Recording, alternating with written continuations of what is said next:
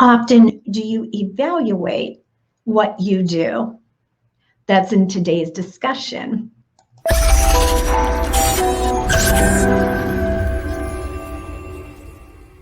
This is MJ Callaway, and welcome to another episode of Bounce Up Fearless. I work with organizations to help them improve performance and results, and the author of the book, Bounce Up, which you can see in the background, and you can read more in the description. How often do you evaluate what you do? The key is evaluate. When we evaluate our actions, and you can even evaluate what thoughts are happening inside your head, inside your mind. When we evaluate, we can actually improve.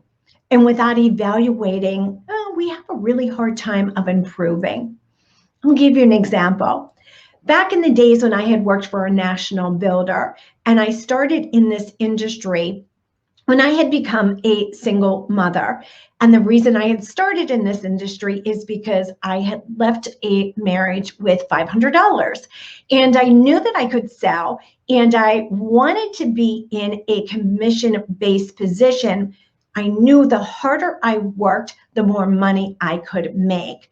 So I left a salaried position in order to go into a commission-based position in an industry I didn't know anything about.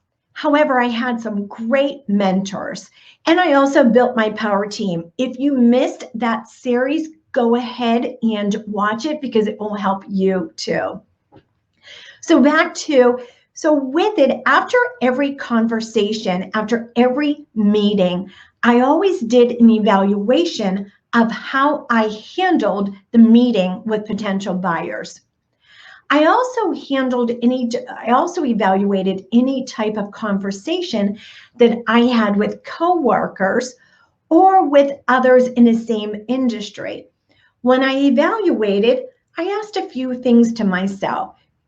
What did you get out of the conversation? What did you learn? What question could you have asked to learn more? What emotion did you discover from the buyer? What emotion were they feeling?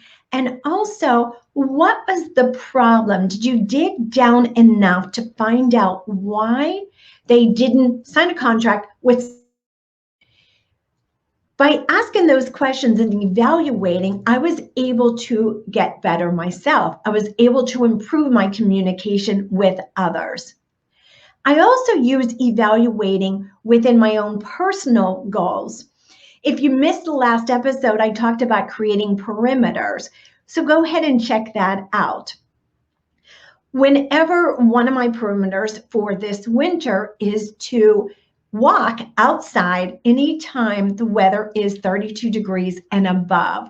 And I am tracking it on my phone. Now you can track it on your calendar. You can track it, on a spreadsheet, wherever you want to track it. You want to track it so it's metrics so that you can take a glance and say, okay, I'm on target, or no, I'm not on target.